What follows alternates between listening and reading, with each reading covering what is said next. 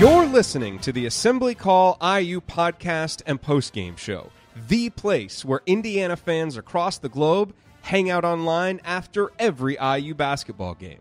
Join us for our live broadcasts on Thursday nights and immediately following every IU game at our website, assemblycall.com. That's assemblycall.com.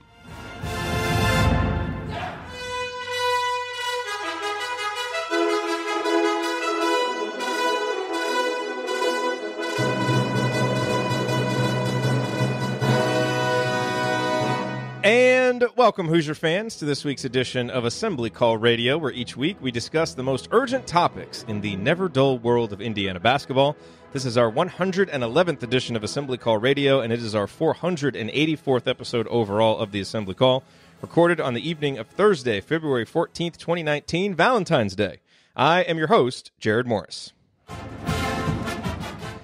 Let's begin this edition of the Assembly Call how we begin every edition of the Assembly Call, and that is with our Hoosier Proud banner moment. And Indiana is the national champion. When it comes down, Indiana will be champion. Smart takes the shot. The Hoosiers have won the national championship.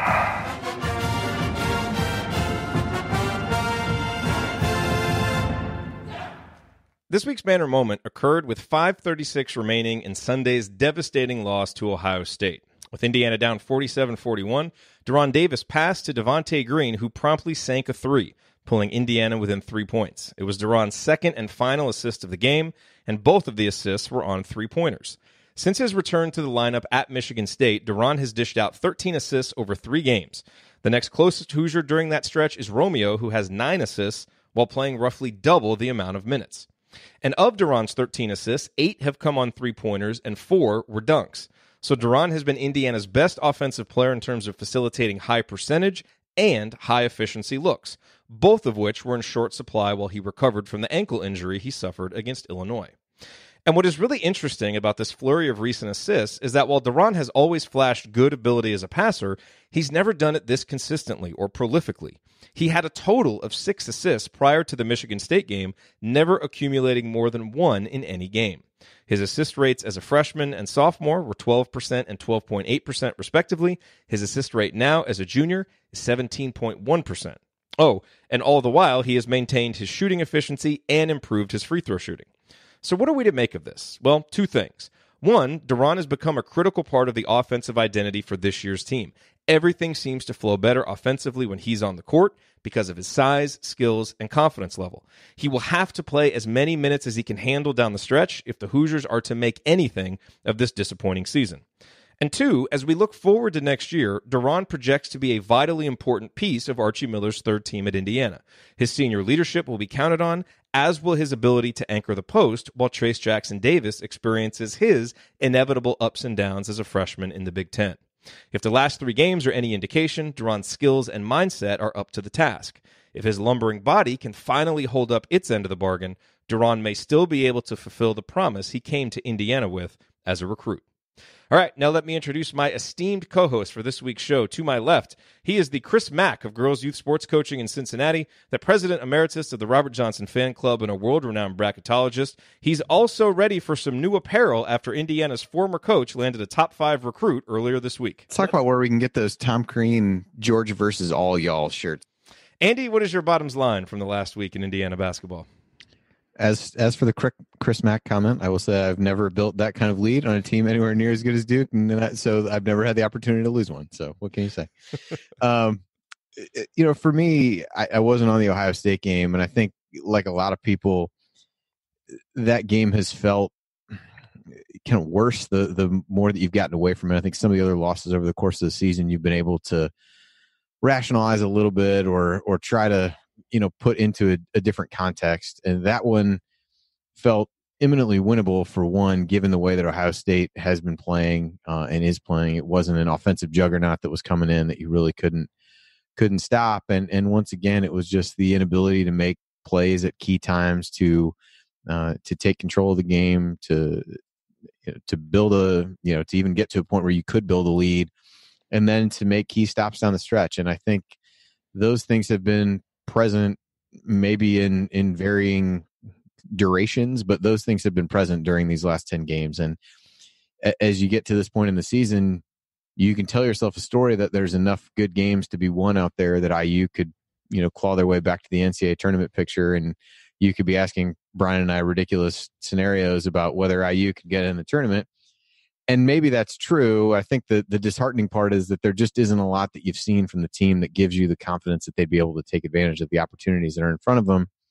And you're mid-February and still searching is probably the way I would describe this team. Searching for an identity, searching for what the right lineups are, searching for somebody to pull them out of what's going on. And ultimately there aren't too many seasons that end well that you get this deep into it and you still feel like you don't have a lot of answers about what the team is and can be heading down the stretch toward the end of the season. So it's not a place of optimism, but I also would say that hopefully this time off again has given a little bit of time to recoup and hopefully they got something left in the tank for the stretch run. Because again, the opportunities are there.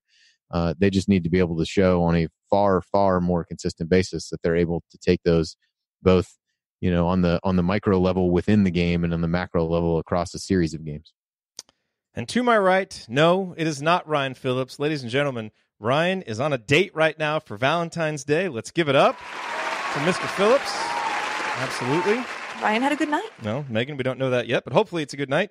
In his place, Ryan, I'm taking care of you. He's a veteran Indiana high school head coach and assistant coach and the founder of Delphi Bracketology. He's our Will Sheehy, our Max Bielfeldt, our John Laskowski, the official coach and sixth man of the assembly call. It is the coach, Brian Tonsoni. Coach, it's Tonsoni time. What's on your mind? It's good to be here, and I'm going to have to meet with Ryan and talk to him about, when it's AC radio night, you get your date done early. Mrs. Coach and I had a little dinner early. I told her our date had to be over in time to do the show. It's all about priorities. I'm glad to be here with the Indiana family and all the diehard Indiana fans. And my Tonsoni time is this. I am looking forward to a time, and hopefully sooner than later, where the program is about the name on the front of the jersey, and we have players, coaches, whoever you want to put the blame on, but everything's geared towards winning games at the collegiate level, and development is second place. I just right now think that it is a fractured team for whatever reason. We're not there to know. I was not, and we'll talk about this later, I was not really happy with what I saw in pregame.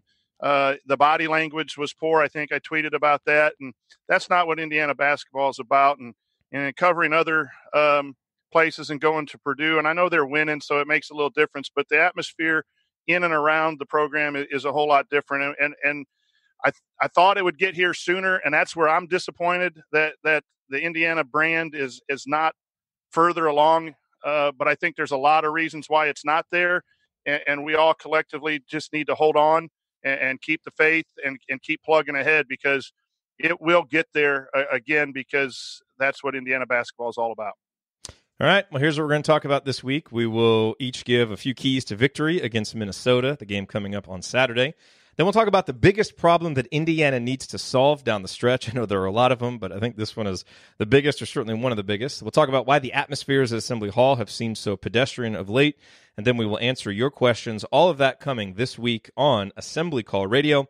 Before we do that, though, let's talk about sleep. Go to bed. Specifically, let's talk about how to improve your sleep, which might mean getting a mattress that is custom designed and satisfaction guaranteed specifically for you, your body, and the way you like to sleep. And our friends at Comfort Option are committed to helping you do this. If you live in Indianapolis or Bloomington, Comfort Option will literally bring their mobile mattress store to your house and custom design a mattress for you right there on the spot. And one of the best elements of this program has always been the incredible 30-90 satisfaction guarantee. Basically, they give you 30 days to try your new mattress, and if you don't like it, they'll take the next 90 days to reconstruct it to your satisfaction. Still don't like it after that, they'll take it back and refund your money. Which sounds too good to be true, but only because no other mattress companies have ever been bold enough and confident enough to offer such a guarantee. But Comfort Option is. And the fine folks over at Comfort Option, they are IU grads and IU fans just like us.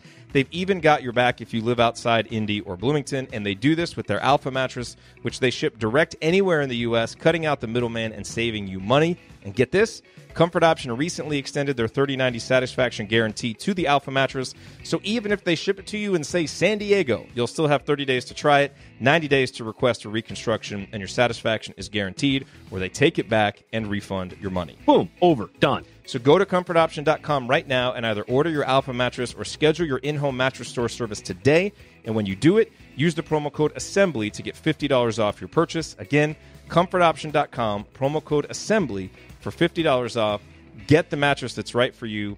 Don't leave your sleep to chance. It's too important. We want you to live. Yes, we do. Can we get some basketball, please? Okay, time to get back to talking basketball. Although I will let you know, by the way, hang around for the end of the show. Megan, one of the original chat mobbers, is going to be here to share her mattress story from her experience with Comfort Option. We're going to do that after the show. We're all very much looking forward to that, a special AC After Dark talking mattresses. So, gentlemen, let's talk about this Minnesota game coming up. Andy, you talked about, the opportunities to get wins. And Indiana obviously has some tough games coming up at home. You got Purdue at home, you got Wisconsin at home, you got Michigan State at home.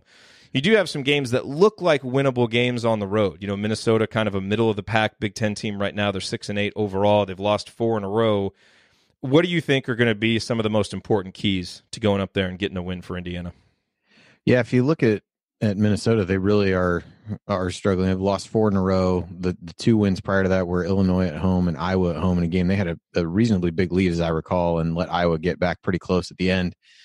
So they really haven't, their first Big Ten game once the calendar turned to 2019, they won at Wisconsin, but really since then they've only won 4 Big Ten games, all at home: Rutgers, Penn State, Iowa, Illinois. So against many of the teams toward the bottom of the league, which I suppose IU would be among those at this point.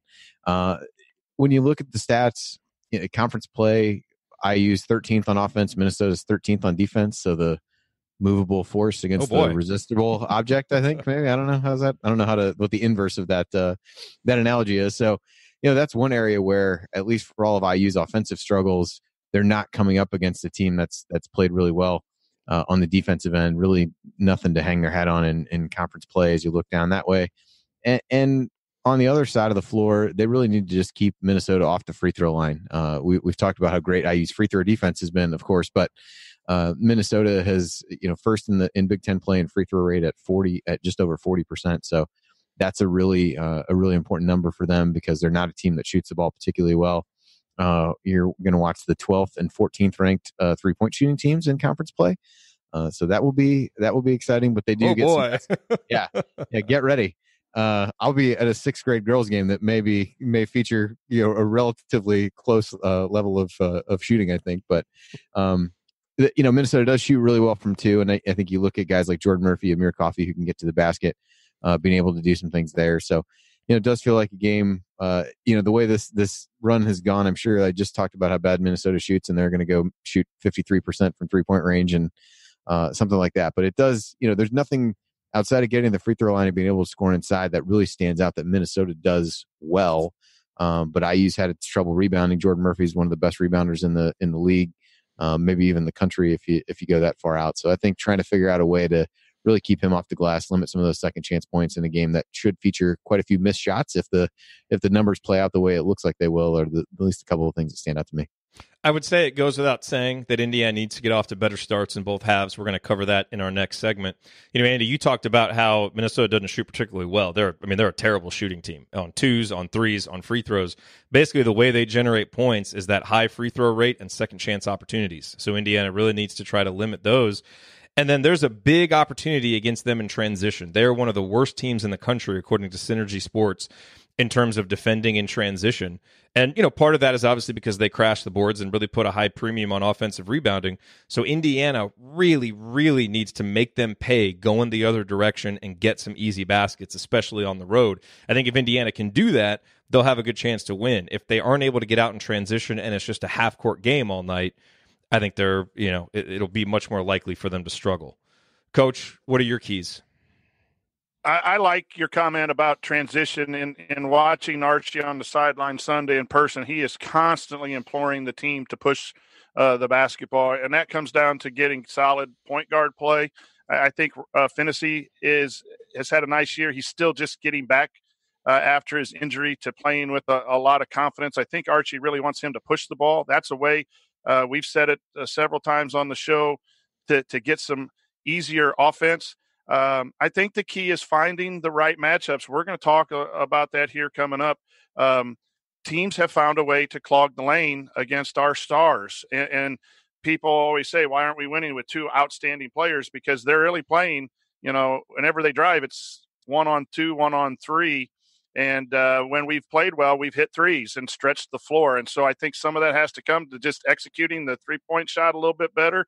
But it also comes to having players that can maybe do that and stretch the floor and be guarded, unlike a few of the players have been just totally unguarded. And that is hard to come up with offense. So it'll be interesting to see how Minnesota decides to defend the team when certain players are on the floor.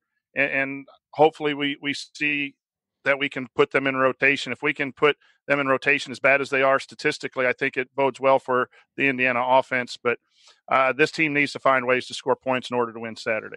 By the way, one individual that I'll point out for Minnesota is their freshman Gabe Kalsicher. I'm not sure if that's exactly how to pronounce his name. He's kind of like a poor man's Joe Wieskamp, a little bit shorter than him, perimeter guy, pretty good three-point shooter. He's the one shooter that Indiana really needs to find. The rest of the guys, you'll probably be happy if they start launching threes. But Kalsicher, typically when they win, he has a pretty good shooting game. So that's a guy that Indiana really needs to keep tabs on. All right, coming up on the Assembly Call, let's talk about Indiana's poor starts. And while the starts to games get the most attention, it's actually the drastic reversal and how Indiana starts second halves that has led to the post-Christmas slide. We will discuss. Stick with us next on the Assembly Call.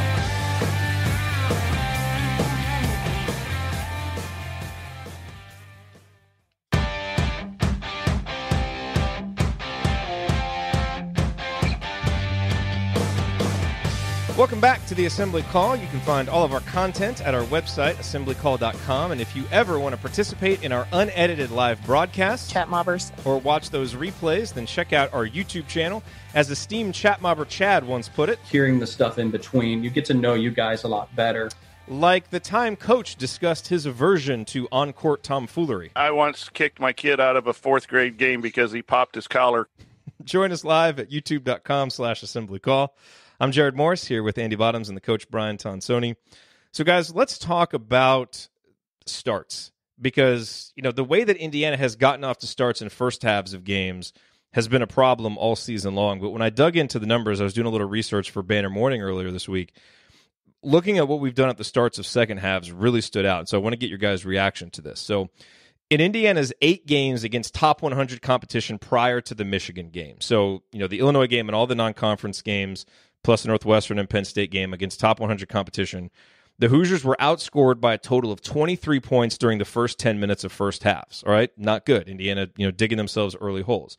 But during the first 10 minutes of second halves, Indiana actually outscored its opponents by 23 points. So the Hoosiers were countering their poor first half starts by often winning to start the second half. And it was a trend that we noticed and talked about a lot on the postgame show and would often be a key to, Indiana, starting a comeback victory.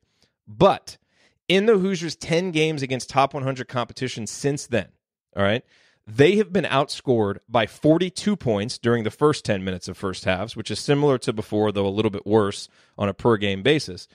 But during the first 10 minutes of second halves, Indiana has been outscored by a whopping 56 points, including 4 instances in which the Hoosiers were outscored by double digits to start the second half. And note that Indiana's best 3 first-half starts at Maryland, at Northwestern, and at Rutgers were countered by their 3 worst starts in the second half, where they basically gave all of that lead up and more. So the Hoosiers are having to make up a ton of ground to, in the second part of halves, both first halves and second halves, and they just aren't confident, explosive enough offensively to be able to do it. So, Coach, from your perspective as a coach, when you see that, a team that is just so bad, both the start of the first and the second half, what does that tell you about that team, and what are some things that you would try to do to shake them out of it, if anything? Well, it's easier said than done. A lot of times, sometimes when you have those teams, they're a little mentally soft or they lack some toughness, and it takes a little bit of a jolt. to their conscience or whatever to get them started. Oh my gosh, we're down 11-2. Now we have nothing to lose. And so now we start playing a little bit better.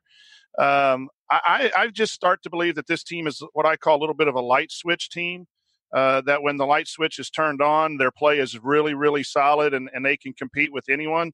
When the light switch is turned off, they can play as bad as anyone on their schedule. And some of that has to be on Coach Miller to try to push the right buttons and know how each player is motivated and the team is motivated collectively.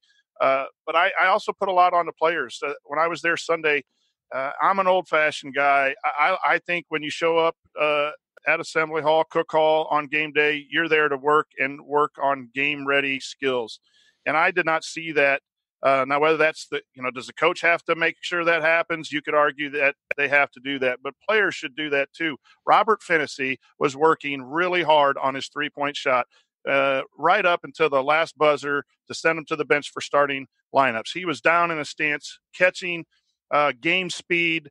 There were other players, and that I'm not into calling out players on the radio, but there were other players who were very nonchalant in warm-ups and just catching the ball and taking their own time, just like you do when you go to the park to wait for a 5-on-5 game.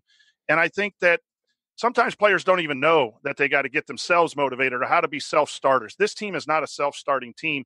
And I think when you shut it down at halftime, heck, we've practiced halftime sometimes in the 20-some years that I've coached high school kids to get them used to that break and then to get restarted again. So you try all kinds of tricks as a coach. Some of them work, some of them don't. I saw in the chat there was a talk about is Archie not making halftime adjustments. I thought he made great halftime adjustments when they were 12-2, and now he's not making them when they're losing. So sometimes, it has to be on coach, but I don't think it's X's and O's. I think this team has a little bit of a lackadaisical approach, and you need to just practice it out of them and do what you can to tell them they're better when they are locked in and focused. Because they come back in almost every game and then they have another down segment. So I think that's part of the key. I think it's personnel-wise, too. I think we need to see some different lineups because if you can't hit an open 15-footer and if you can't drive to the basket and keep track of the basketball at the college level, you're really hurting the other team's offensive ability. And you're going to have to go with guys that can provide something a little bit different. And a lot of times it's offense at the start of halves that is really bad and the shooting is bad. So maybe the fact that they warm up like that, it's almost like their first game speed shots happen in the game rather than happening in the warm up to where you're ready for those shots when the action starts. And we're not determined to get the shots that we want early in the games. Yeah. We settle. So the team comes in and sticks a guy at the basket, go through two guys and try to get a shot at the rim. And we do that at times, but it seems like almost every game there's a settled three, a couple turnovers, and then another settled three, and Indiana's down 11-2. I don't think there's a real fight to get the shots that you want. Some of that is because of the defense, but I think I just wonder if the approach right now, and when you're losing, you feel sorry for yourself, and you got to be tougher when you're losing. And I just don't see it with this team collectively.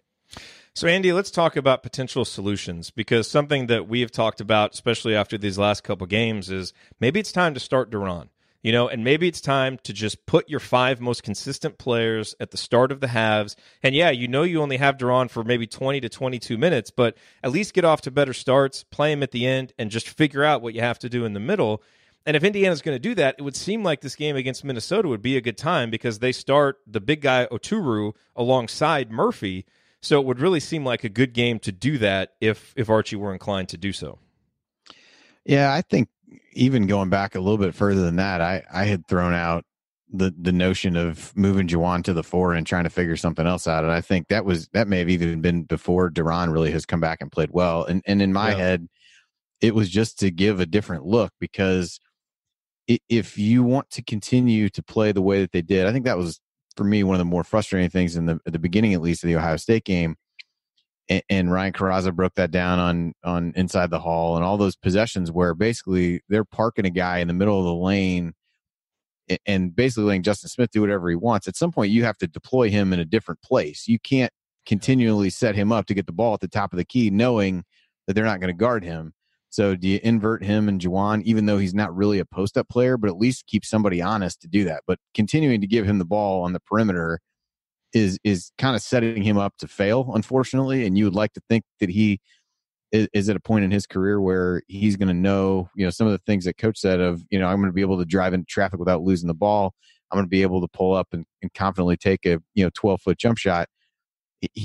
Fact is, he wasn't doing that. So it becomes really difficult if you want to continue to deploy him where you are on the floor and watch him play the way that he's played. It really becomes tough to talk yourself into that being the right thing to do. So if that's what you're going to do when he's on the floor, then to me, you can't put him on the floor as much as you have been. You either got to adjust where you're using him or you got to adjust who's playing. And so if the answer is let's adjust who's playing, I think Duran has shown certainly a good passing ability. You highlighted that in the opening. And he at least is a guy that other defenses have to respect. You wouldn't, if the roles were reversed and he's the guy inside and Juwan is the guy playing where Justin Smith was against Ohio State, they're not going to park the guy in the 3 feet from the basket and dare Juwan to take shots, because at a minimum he's shown the ability to hit threes this year, but can even step in and make another shot. So at this point, clearly what you're doing isn't working. So your options to me are you either go with a different group or you figure out a different place to put Justin Smith on the floor where he can be successful and not be basically baited into taking either poor shots or drives that are going to end up losing the basketball. For what it's Andy, worth, the problem with that, though, is his best spot is on the block, and that's where Duran's best spot is, and that's where Juwan's best spot is as well. Yeah. I know Duran can play outside, but the adjustment, you're absolutely right. Get him off the perimeter, set him on the block, but then that even clouds things up for Romeo driving, and that's where the coach is really caught between a rock and a hard place, and that's an absolute place to put him. But he has trouble scoring down there as well, so that might be bench time, too, in different rotations. At some point. Well, to that point, his minutes have dropped a little bit these last couple games. Starting with the Illinois game, he played at least 31 minutes in every game except for one, which was the Maryland game. When he got that was the game he got in foul trouble and was playing really well defensively early and got in foul trouble for most of the second half. But these last two games, he's played 28 and 24 minutes as Duran Davis has been able to come back and take some of those minutes. So we're already seeing that adjustment, and it's going to be interesting to see how that evolves moving forward. Coach.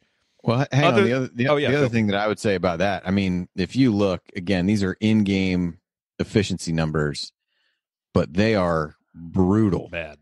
I mean, only that Michigan game, the first Michigan game at Michigan, he was well over 100, basically scoring, over a point per possession on possessions that he uses. But I mean, hasn't been over 100 in any of the other 9 games, and there's some of them that have been incredibly low. So, and that's basically like a standard, like average. Yeah. I mean, even the Michigan State game, he was at a 93, which was largely a function of him taking so many more shots than what he had before, but the rebounds and some of those things help make up for it. But yeah, I mean, the other numbers, 76, 84, 67, 75, 49 in one of the games. I mean, it's really hard. It's really hard to win unless everybody else is playing so much better. And that really magnifies these slow starts, because the offense we've seen is not one that's going to dig you out of a big hole. It's just not capable of it right now. And so, yeah, I don't feel like you have to look really hard. He's been solid defensively and has improved in that area over the season, but I don't think you have to look really hard to figure out that if there's somebody that you might need to give a few less minutes to right now, it's him. Doesn't mean that doesn't change next year. Doesn't mean he's a lost cause, as I think some people would like you to believe. But right now, he's just not giving you enough to warrant leaving him on the floor for the amount of minutes that he was playing at that point earlier in the season. Yeah, it doesn't fit quite as well. And he's got to be elite defensively to make up for that, those offensive struggles, and he hasn't been consistent enough. So last point on this, Coach, I mean, other than breaking clipboards and tossing around soiled toilet paper, like what would you do to, try to get these guys starting off better? Well, we talked a little bit pre-show that what you do is use the bench as a motivator in the game and outside the game. But with the massive amounts of injury, the drop-off, you're better with Justin Smith playing good defense and not being a threat on offense than maybe going down to some guys that you recruited to develop for a year and really didn't expect to play. That makes it hard. With Duran coming back, you see the minutes going down. You have a capable backup. Well, Duran was gone for 4 games in that losing streak. So I think you do that. As far as the young man, I think you just keep talking to him, showing him film, And then at some point, you got to find the right buttons. Sometimes kids need to get screamed and yelled at. Sometimes kids just need to be told, hey, you're not going to play until you play a little better. And then it's up to the young man to figure it out. But it is time for him to figure out consistent effort. There is some body language off the camera, and that's why I like going to the games. It was the first game that I saw that, again, certain players being subbed out and shrugging their shoulders, and that's where the opening for me is it's got to get back to winning for Indiana, not what's best for individual players, and that's hard to coach out of kids. And when things start to roll bad, you can try a whole bag of tricks as a coach. Sitting them in practice, putting them on the second unit of practice, extra work, all of those things. But ultimately, if someone is not mentally locked in, you're never going to get their best performance. So you just got to keep trying. And you call your buddies in coaching, hey, have you ever had a guy like this? What did you do? What do you suggest? And right now you need a psychology degree with this team, I think, more than you need X's and O's. Yeah. Good point to end on, Coach. All right, as we move forward here with the Assembly Call, there was something we got more questions about than anything else, and that is the atmosphere at Assembly Hall. So we're going to talk about that. Coach was there, talk about what the issues are and what can be done to fix it. That's next on the Assembly Call.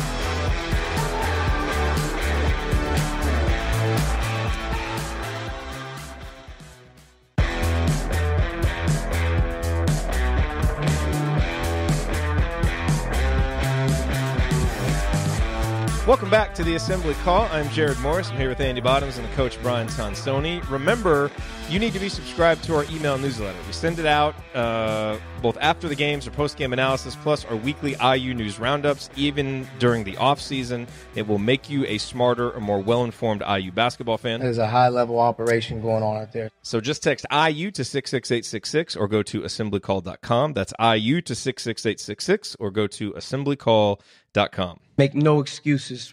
All right, so, Coach, as we mentioned, you were at the game, at the Ohio State game, and, when I put out a call for questions this week, there was one topic that we got way more than anything else. So instead of saving it for segment 4, we're going to talk about it here. And I don't think we're necessarily going to figure anything out, but we at least need to kind of talk about it and explore the issue a little bit. But this question from our buddy Chris, IU Artifacts, really kind of summed it up. He said, I don't know about others who regularly attend games, but I find it disheartening that during timeouts, especially in critical moments of the game, there's nothing going on to truly keep fans inspired, pumped up, and loud. Everything seems flat coming out of these timeouts to the point where we truly are struggling to get motivated for the next play. I realize the season has been a downer, but this kind of situation has happened at key moments of important games. What suggestions would you make to timeouts down the stretch more about keeping fans lively? And so, I would say a couple things here, Coach, and I want to get your thoughts because you were there. Number one, and, I recall going to games as a kid, at timeouts, it always felt like there was something, like the cheerleaders were doing a Go IU chant, or there was something to kind of keep the fans engaged. And maybe, that isn't happening as much. We only go to one game a year now, and I haven't noticed it, quite as much as I used to as a kid, but I certainly remember that was happening. And I will also say, just to preface this entire conversation, this is not meant as like a dig at the fans because, while Ryan has been critical at times of the fans this year, I have a real hard time putting a lot of it on the fans because it's always felt to me, at least watching on TV, like the fans, even though they haven't been there in the numbers we would like, have been ready to explode and support this team, but the team has never quite been able to keep the momentum up. So, that to me is the bigger issue with the enthusiasm in the hall, though, there are other opinions on that. But overall, I think it's more the malaise of the team. But Chris does bring up a good point about things that could be done to keep fans engaged. So, Coach, what did you notice being there at the Ohio State game? Yeah, first of all, thanks to Chris. He was the guy who got me some nice tickets, mid-court, row 6. Had a good day with him talking IU sports. I thought the crowd was okay. I thought that they got there early. It was snowing. I was worried that it would be a light crowd. The students weren't as there as possible. It wasn't as loud as it's been, and probably because the team hasn't played very well. I thought there were several times during the game where the crowd tried to respond. But to Chris's question, it's about atmosphere, and the atmosphere is the team, the crowd, the support staff, and what is done throughout the game. When you go to good college basketball arenas, that atmosphere starts half an hour before the game and it ends just after the game is done, and it is a constant buzz hum that is basketball related. I think sometimes in our arena, and it is in some other arenas, that it becomes a revenue stream issue, and commercials are shown during timeouts, and Buccetto's pizza races and things like that. And I'm not smart enough to understand that there might be a need for that revenue. And I have a lot of respect for people in the athletic department. But I hate to bring this up on the assembly call, but Delphi Bracketology covers, we get media credentials at Purdue. That place is a zoo. It is an absolute nut place besides the obvious reasons. But I'm talking that atmosphere from the start. I've never seen so many people that don't know what they're doing get together for one cause. It is what I consider to be basketball atmosphere. And, the band does a great job of keeping people entertained throughout the timeouts. And I don't notice any commercials or any sponsorships or whatever. And I'm sure Purdue has them up on the board, but I notice them more at Indiana than the other intermission type stuff. And I'm like you, I was trying to think back. There's cheers. I don't remember the commercial aspect of it as much as I there weren't any now. Ads in Assembly Hall there for a while. And you had the airport abbreviation game and all of those things. I think you got to make a conscious decision. Do you want a basketball atmosphere, or are you just putting on a basketball game? And I'll take it off the crowd. I thought the crowd was there enough for the team. The team wasn't there for the crowd. And I will say that Sunday. I did. There were some anecdotal kind of notes in our community from people that were, concerned that, too many people were on their phones and not quite into it and all of that. But this kind of goes into that. If you're giving people downtime, they're going to fill it with something and get distracted. Chris told me that there was a comeback in the Iowa game with 2.5 minutes to go, and instead of a pump up song or something or a cheer, they're playing the Buccetto's Pizza Race where people are yelling yellow, purple, or green, and it just killed the vibe of any momentum. I think that just needs to be looked at. And again, I don't mean any disrespect to the hardworking people at Indiana, but Purdue, Duke, some of those places, it's an atmosphere that helps win basketball games, and Assembly Hall can get there and can get back there. I think the team needs to win first and foremost. Yeah. That's the number one issue. They got to get better. Coaches got to get better. Players got to get better. But it's too commercial for me. I feel that way about football too. And I guess I just need a lesson in revenue probably to be fair. Now, Andy, you've been very supportive of the Backstreet Boys music at the end of second halves. Would you like to defend that stance? No, I thought that was your that's your corner there to go against that. No, I just loved that you had tweeted about it and then it was listed in your notes. I think the actual fan support during the game, I think there's, two elements of it. I think one is what you guys said of how you kind of maintain that energy as you're going through, which I think is a fair criticism, it sounds like, in terms of what they're doing, or even in those moments when there can be the opportunity to, pipe in a song to maybe make a different choice.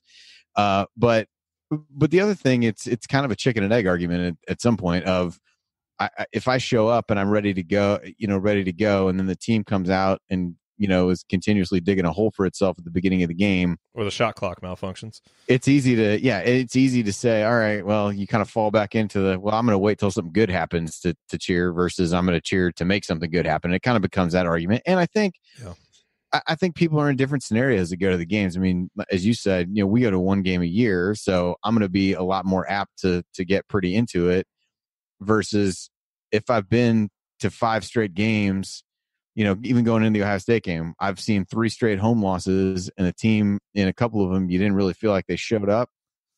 I might go, but it feels a little bit more like it's going to take something for you as the team to really get me into the game versus, I haven't been, and I'm going to go for my one time a year and go all out and get really excited. I think it's a mix of those people in the crowd. And if you're not getting everybody, kind of in the bucket of the person who's, one time there a year, really getting into it, it becomes hard. But I understand why you want to get out there. And there's times that the team isn't showing you a whole lot to get excited about, even from an effort standpoint, where you can really, and I think some of those things are, you guys talked to Jordan Hulls this week. I think some of those things with those teams really pulled people along and made them want to cheer because you felt like you might make a difference. You knew they were outmanned. You knew they needed help, but you also saw them playing so hard that you felt like maybe some obligation or whatever it might be, that maybe you could do something to push it over the top, but they motivated you to do that. And I think this year's team has struggled to really push people and give them a reason to give them that extra nudge to get a little bit further, unfortunately. Yeah, and look, and a big, look, like you said, Andy, we don't live in Bloomington. We go to one game a year, so we really have to defer to other people when it comes to the atmosphere there. And it's a very complicated issue that doesn't have a simple answer. I do think we've been doing the show now for 8 years. We started in the 2012 season. I don't remember a whole lot of complaints about the crowd the first 2 seasons that we were doing the show. Part of that is because the fans loved that team, embraced that team. They brought it pretty much every night, and they were really good.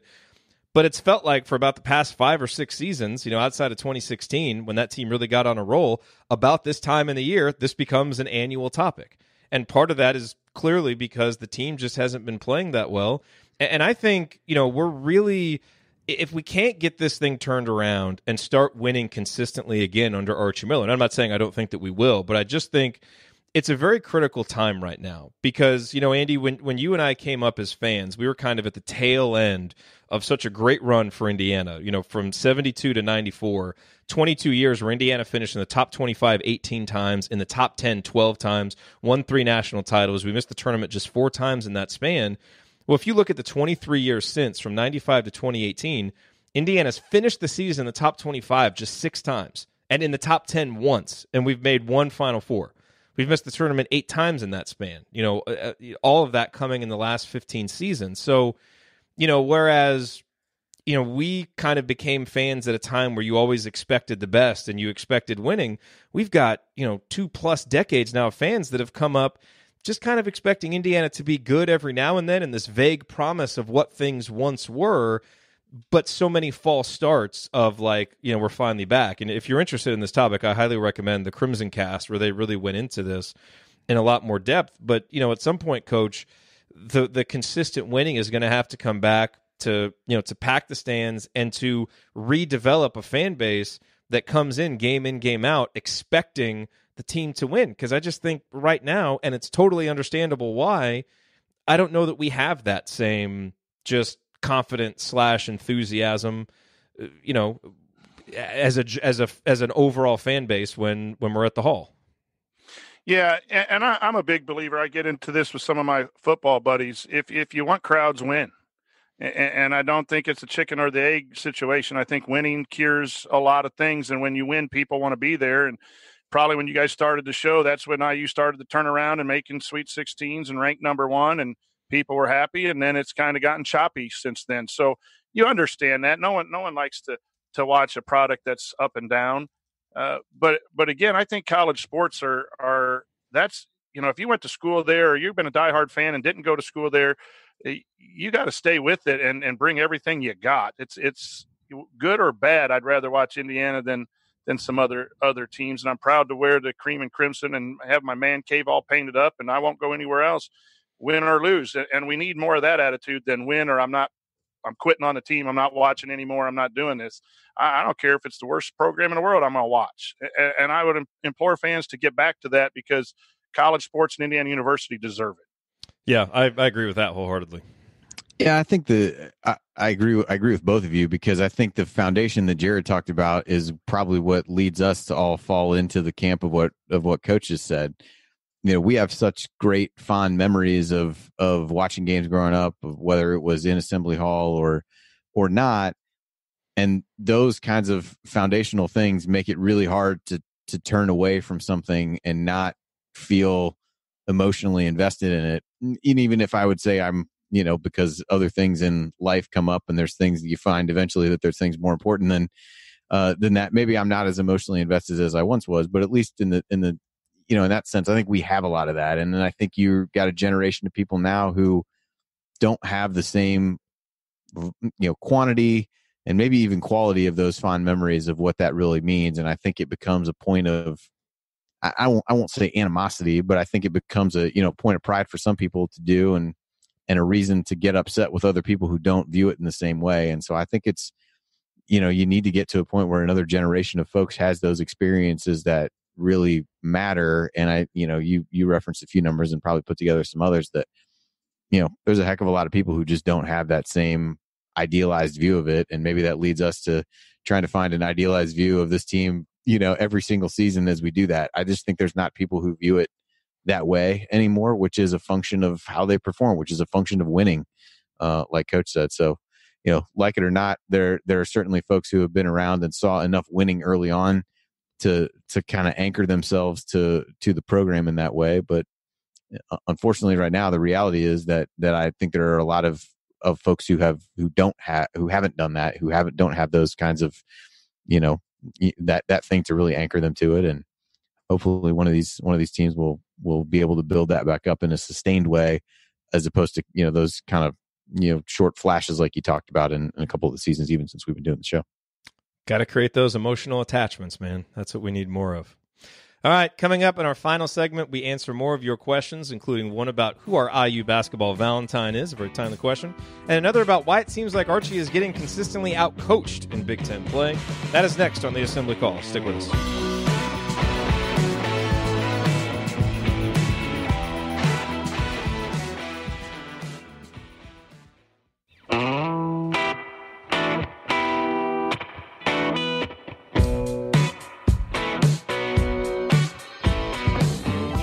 You're listening to the Assembly Call. We are wrapping up another week of talking IU basketball. I'm Jerod Morris here with Andy Bottoms and the coach Brian Tonsoni. And as we do every week now in segment 4, we'll answer some of your questions. And we get these questions from our private IU basketball discussion community at assemblycall.com/community.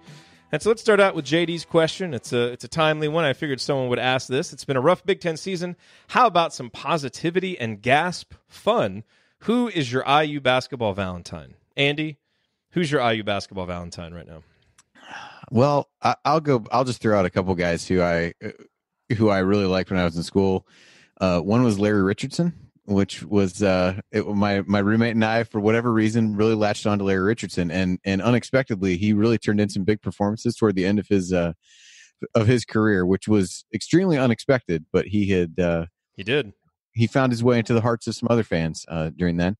The other one, I was not long after that, was a big Coverdale guy for a little while. So those are at least a couple from the past that were some of my older favorites, outside of obviously Calbert Chaney and some of those other guys we've talked about. Now, if we really wanted to get corny around the Valentine's Day, you could throw out Steve Hart's name, but that would be in poor form. You had to do it. Just couldn't help myself. Couldn't help yourself. Coach, your IU basketball Valentine. Quinn Buckner, favorite all time. Servant leader, didn't care about scoring, got the job done, was a champion. Just back from the old days, what I think is a typical point guard: run the show, lead the team, be a leader, on-court leader. We talk about some of the issues of today's team. Quinn wouldn't put up with it. As a young person, age 10, 11, and 12, watching that team, I learned a lot about what it takes to be a champion. Quinn Buckner is my Valentine. I'm going to go with a couple of guys on the current team. I'm going to go with Rob Finney and Al Durham. Two guys who, their play has been a little bit up and down. Al didn't have a very good game, last time out against Ohio State. Rob has been up and down since the concussion. But as this season has gone along, I really have appreciated how hard those guys have played. Some of the leadership traits that they've showed, Coach. You talked about some of the leadership by example, from Rob, just in how he works out. We've seen Al kind of come out of a shell. And I really, while so much of this season has gone wrong, I feel really good about those guys as backcourt building blocks for the future. Not that they're going to be All-Americans or, surefire all Big Ten players, but they are guys for Archie Miller to build around that I think are going to be legitimately really good players moving forward. And so it hasn't been a season with a whole lot of positives, but I'm still really optimistic about those guys and what they can do in their future at Indiana. And tell us who your IU Valentine is. Tweet us at Assembly Call. We would love to see what you come up with.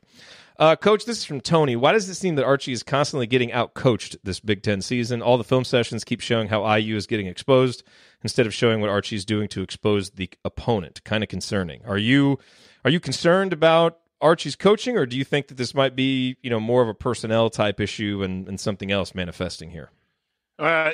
Everyone knows my bias. I think it's a personnel issue. When you have huge degrees of issues, there's a whole bunch of things you can try. Indiana's offense got better when they had to double team the low post against Ohio State and kicks out for a 3 for Romeo. So, that's good offense. I think Archie knows what he's doing. I think at the beginning of the year he had made some good adjustments. I just think right now that the defensive adjustments are really hard when you have 3 guys sitting at the rim. There's not a whole lot of offensive plays and stuff out there to really knife through that effectively without someone hitting a few threes. So, yeah, he needs to do a better job. It's always the coach's responsibility, but it's tough. And part of it too is on defense. Ben and I talked about this on Basketball 201. It's like, teams kind of know what we're going to do on defense because teams know what you do with the pack line defense. The goal when you run the pack line is just to run it so darn well that even if teams know what you're going to do, they can't do it. And that last play, they slip the screen, our help isn't there quick enough. That's almost surely not how it's being taught. The lessons just haven't sunk in yet with a freshman in Rob Finnessy who was on the ball, a sophomore in Justin Smith who was guarding the screen, and a freshman in Romeo who was helping against seniors and juniors running the offense. So that's part of it too, is that some things that look like coaching and to a certain extent are, in some ways, are young guys who just haven't been able to absorb all the lessons yet. Now, Archie hasn't really adjusted and maybe simplified things, but he's committed to doing things his way, and I can see it both ways there. Andy, what are your thoughts on this? Well, the pack line is funny because that's one of the criticisms, and I know you and Ben kind of talked about. Is it a case where do you compromise on what you think you want to do for your system, given personnel for a year, and you kind of push off the implementation of what you want to do in building that a year, and then you sit down and you watch a team like Virginia who plays it so well. And a lot of people want to argue that, that their style of play is not great, whatever. But if you want to watch good defense, go watch how they play.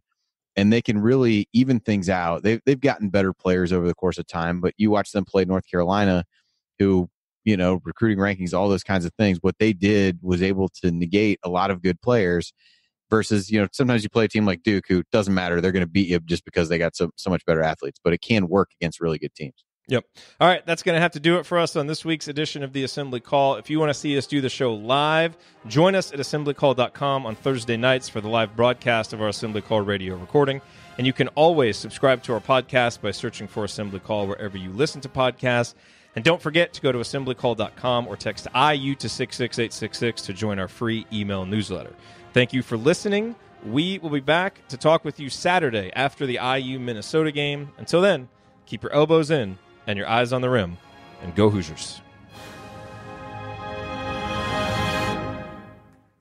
Thank everybody for coming out. All right, I got to get out of here, folks. Thank you. Thank you for being here and for listening to this episode of the Assembly Call. We appreciate it. And we really do rely on the support of audience members like you to keep our show going and to keep growing. And so we have set up a page on our website at assemblycall.com/support that lists 5 ways that you can support the Assembly Call. And we encourage you to choose whichever method is the easiest and most convenient for you. One of the methods is donating, and so many of you have donated, and we appreciate it so much. On that page, you can choose a monthly recurring donation or an annual recurring donation or just a one-time donation, whatever works for you. And if you don't want to donate, another way to support the show is you can use our affiliate URLs, iutickets.shop or iustore.shop when you're going to shop for tickets or gear, and we will get paid a small commission when you use those links. But however you support the show, we appreciate it. Thank you. All right, and cut. Nice. Yeah, sorry to cut you off there. No, you're fine. That's why I didn't know how much time we had. So, yeah, but no, I mean, it really is like if you watch, I mean, you just watch Virginia even against Carolina on Monday, and at times they were able to do it against Duke. But sometimes you're just going to get. I mean, that Duke team can just do what I think if they put their mind to, they can do whatever they want against anybody. But man, I mean, you watch some of that, you see that defense played really well. Oh man, I think some of the reservations go away. I was almost going to throw out like you and Ben should have him get a few clips of like Virginia possessions where they do the things that IU's trying to do. Yeah. And then you see it work and you're like, yeah, this really can work. Now, whether Archie's able to get it to that point or not, who really knows? But I mean, if you see it played well, played the way that they want to, think about it. It can look right now. We have a lot of freshmen and sophomores, doing it for the first time. Virginia has juniors and seniors who got to learn from juniors and seniors who were doing it when they got there. And so if we're going to be committed to this, we have to be patient enough to let that institutional knowledge and chemistry and cohesion build up, because it's nowhere close right now, obviously. When the student is ready, the teacher will appear. It's hard to teach people who don't want to hear. And again, I'm very careful to not throw people under the bus, but there were a lot of ball screen defenses that weren't run well by a particular starter who just jogged through coverages all night long that I don't know was on camera or not. It was a consistent lack of effort on the defensive side. That's not part of the pack line. There's no defense that anyone coaches that says, hey, you give me poor, effort over here and we'll be okay defensively. That's part of what we do. We had a parent yell something out about we subbed out our big guy. And, you need a big guy on the floor. Yeah, but we've studied. He goes well in 4-minute bursts. We're not sitting here going, hey, it's time for us to lose now. We're up 10 points. We want to lose, so we're going to take this guy out because we want to lose. We've actually kind of looked at this stuff every once in a while. So wait, coaches are making decisions that they believe give them a better chance to win. Is that what you're telling us? No, Andy, that's absolutely wrong. We're making decisions to make people miserable. We want to make people cry and hate our team and want us fired. That's the coaches meetings are all about. How can we really glad somebody finally said it. Tick off everyone in the crowd. Wow. Coach is getting feisty here. AC Sorry, After that's Dark. a little rant. No, that's good. All right, so we have a special edition of AC After Dark. The great Megan, Tax Megan, is here. All right, is it working okay? Yeah, maybe talk a little bit louder or get a little closer to the microphone. I can do either. There you go. That's a fancy microphone. It's too bad Ryan's not here telling you put the microphone closer to your face a bunch of times. That would be good. Yeah. Yeah. Well, he's got better plans and stuff than we do for Valentine's Day, apparently. I don't know, maybe point the mic towards your face a little. There he is. There it is. All right. So are you ready to walk into the bear's mouth here and talk? I had to laugh when I realized that we had this whole thing set up for Valentine's Day. I was like, I did not realize that at first, but it works out well. Easy to say now, but we all know. Mm-hmm. Yeah. So you ordered a mattress from Comfort Option. I did. And so how did that go? Did you do the alpha or did you do the in-home? So I did the alpha because it's tax season and I don't have time to meet people at my house because I'm at the office all the time. I'm still at the office right now. I've been here since 8:00 this morning. So I'm like 14 hours into my day. So they kind of laughed at me. They were like, no, really, we'll come to you. And I'm like, no, really. I work 7 days a week right now. I guess you could have had him get you a mattress for the office.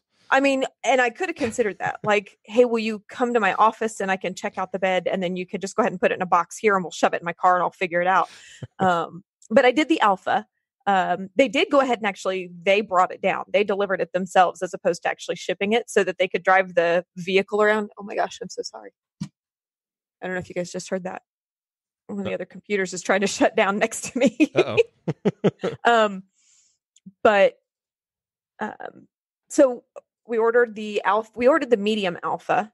Okay. I'm a side sleeper. My husband likes a firm bed. So we were trying to kind of find the right happy medium. And because when you go online, there's like several different options you can choose, right? There are different options for the alpha mattress. There is a firm, there's a soft, and there's a medium.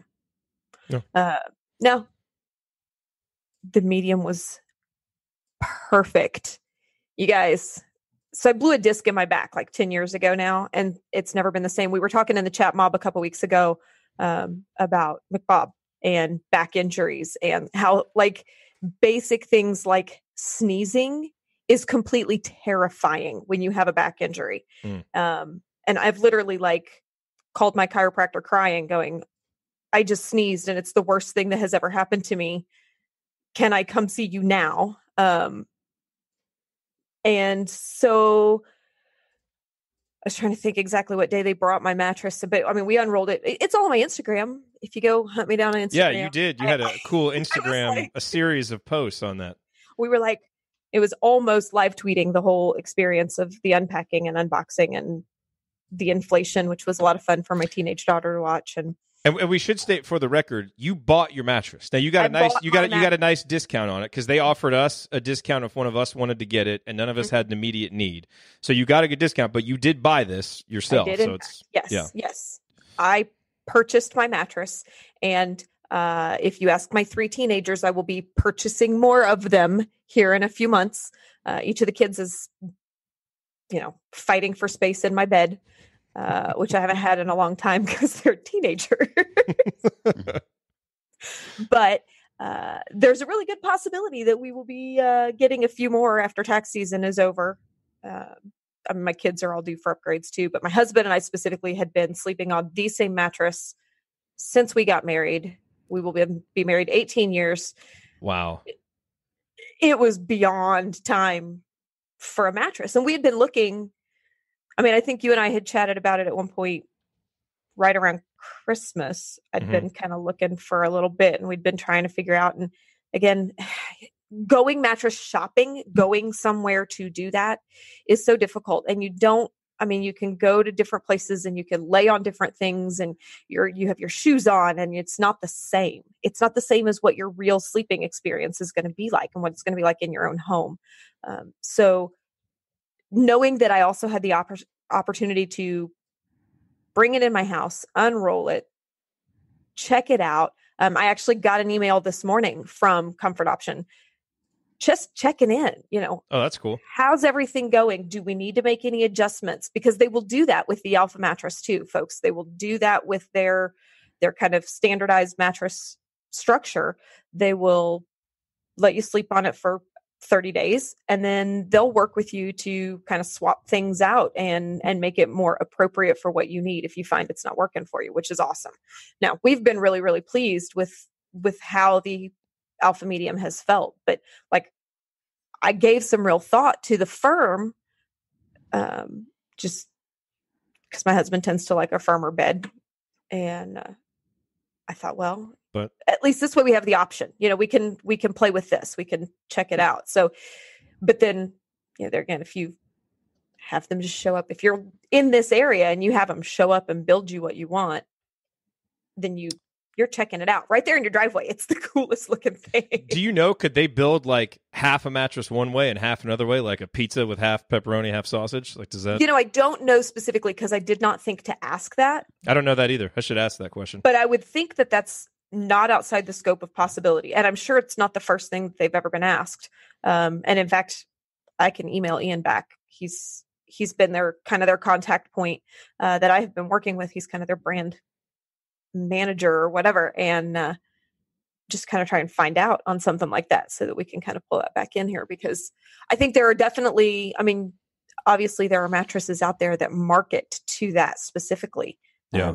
And was there anything about the experience that was not what you expected, or that was not, in the interest of full candor? And you and I didn't plan this either. No. No, the whole thing just kind of start to finish really fell together super well. It was funny, actually. We have a California King, and apparently they have a lot of issues where people think they have a California King and don't really. So, like the very first email, Ryan is going to think this segment is about him now. Suddenly, thank you. Yeah. Ryan and his head. But they reached out, and the very first thing they said was, "Are you sure you have a California King? Because we want to make sure we send you the right size mattress." And I'm like, "Yeah, I've been buying sheets for this thing for a hot minute, and you can't just walk into a store and get those." So, what's a California King? Is that? It's so a king bed is. My wife is laughing at me.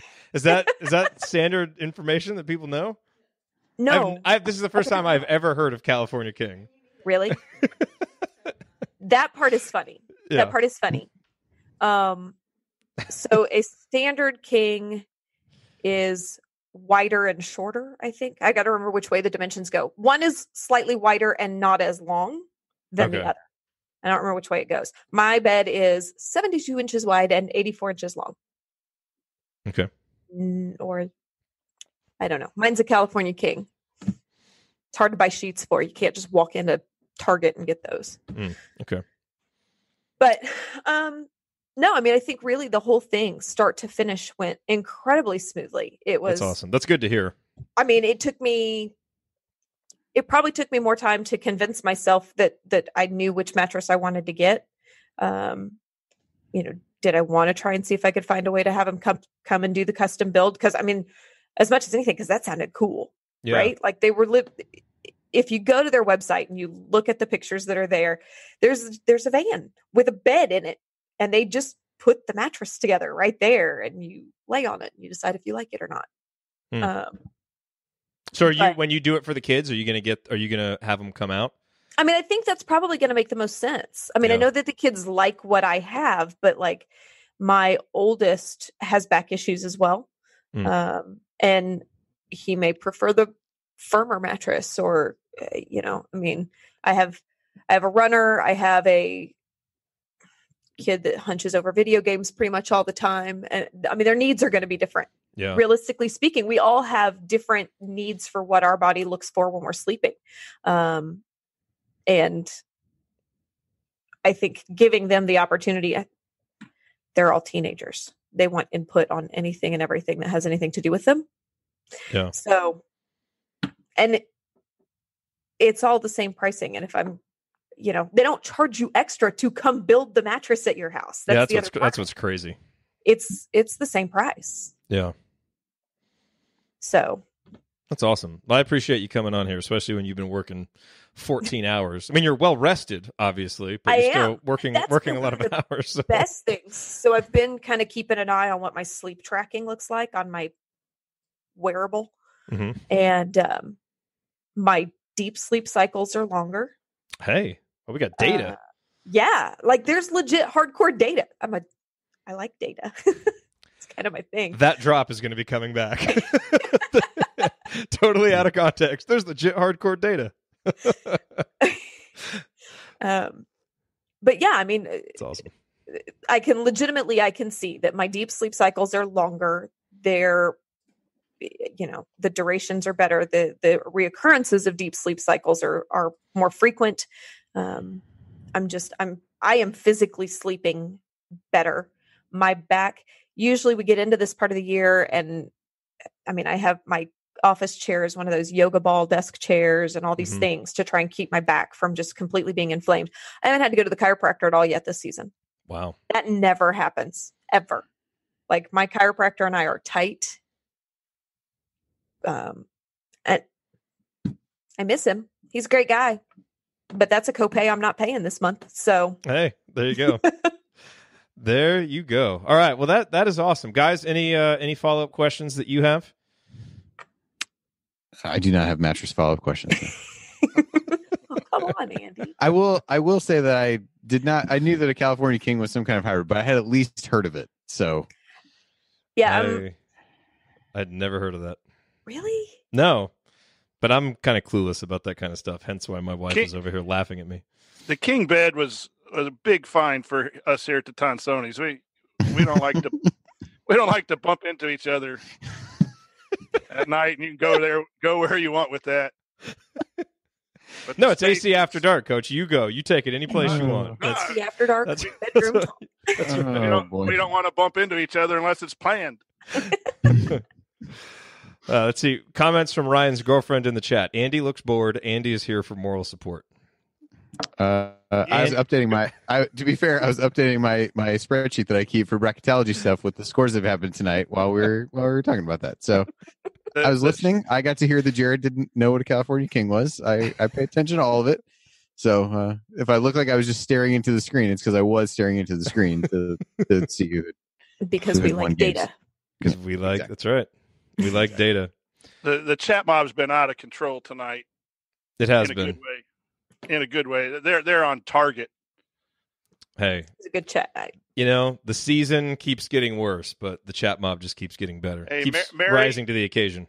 Mary Helen Chapman has had some good entries today talking about being an IU fan for life, and she said that she just had a hip replacement and could stand to have a new mattress. Hey. So maybe we helped her out, Mary. And she says, write to me, I'm serious. So let's help Mary get a new mattress. So we got, it's comfortoption.com. If you use the promo code assembly, you'll get $50 off. So that's where to go. And if you're in Indy or Bloomington, they will come to your house and put it together right there. Or you can order the Alpha online. You can do that anywhere in the continental U.S. Or even outside the continental U.S. I think Hawaii and Alaska too. And they'll ship it to you. 30-90 satisfaction guarantee if you need it. And it's, I kind of knew just from my experience with Nathan and researching the company that they were good.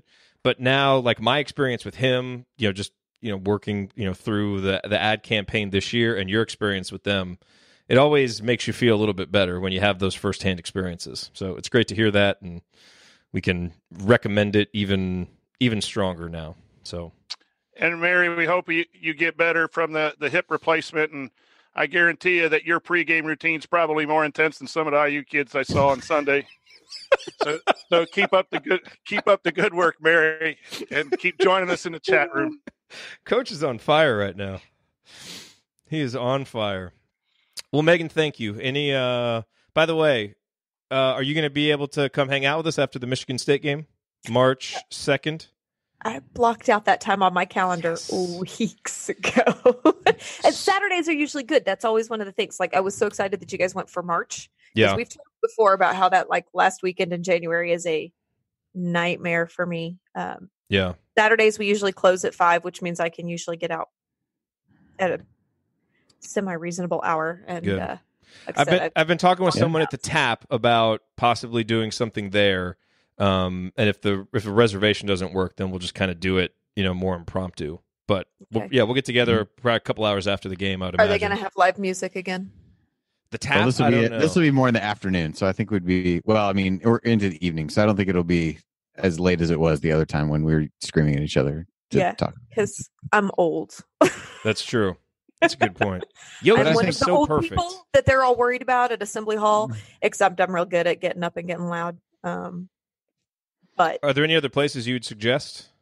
If we can't get something else figured out, we could see about getting the Crazy Horses back room. Oh, that's an interesting idea. Okay. So, all right, I'll inquire there too. I was gonna say, let me know if you need something with that. I've got people there. So. Oh, do you? Well, do you want to look at that? Because I think with the Tap, they need a minimum number of people and minimum drink and food orders and all that stuff. And I don't really want to get into all that. As long as we don't have anything else going on. Okay, so. Which they could because it's game day. Yeah, if you can look into that and let me know. Okay. Yeah, that'd be great. Yep, I can get that taken care of. That would be awesome. Well, Megan, thank you again for doing this and for being so professional with your microphone and beautiful headphones. Well, these are just cheap headphones, but my microphone is so I can do my radio ads for work. So you do radio ads? When I need to. I do the voiceover stuff. Do you really? Yeah. I didn't know that. We should have you do some voiceover ads for us. Although I guess that's what we just did here with this, because we'll be using your voice in the ads. Yeah, he'll piece together it like you did read one, so it's fine. Yes. Anyway, all right. I got it, everybody. Good seeing you guys. Yeah, 2 weeks from tomorrow. 2 weeks from tomorrow, I'll be in Bloomington. That's exciting. Absolutely. So, Coach, I assume you'll be making the trek down as well for that. Is that? Actually, I hope not. That's our sectional weekend. Friday night semifinal, Saturday night championship. So if I'm there, all right. Well, then I hope I don't see you as well. Yeah, but thanks. Well, we can load up the party vans and head north post game if we need to. That's true. If we win Saturday night, I'm driving down and buying everyone. So go Western. Go Western. All right. Sounds good. All right, everybody. Happy Valentine's Day. Good night, all. We'll see you all on Saturday. Thanks, Megan. Yep. Bye, everybody. Oh, and I'm not going to be there Saturday. Yeah, you're out. I think Ryan's continues with my inability to make weekend games. So yeah, I think Ryan will be there, and we might see if Chad wants to hop on with us again. Somebody else. Okay. So yeah, we got that, and then I guess I should look into March to see when. Although her basketball season will be over, so I think once we get through February, I'm make sure you're free for Wednesdays. Apparently, because that'll be a real hoot. I hope not, but anyway. All right. Sounds good. I will talk to you because it's Saturday, and then when's the next game next week? Tuesday. Purdue. Tuesday? Yeah, okay. Quick turnaround. Okay. Yeah, I'll be on for that one. So I will talk to you Tuesday. Cool. All right. Take it See easy, you, man. Bye, everybody. See you.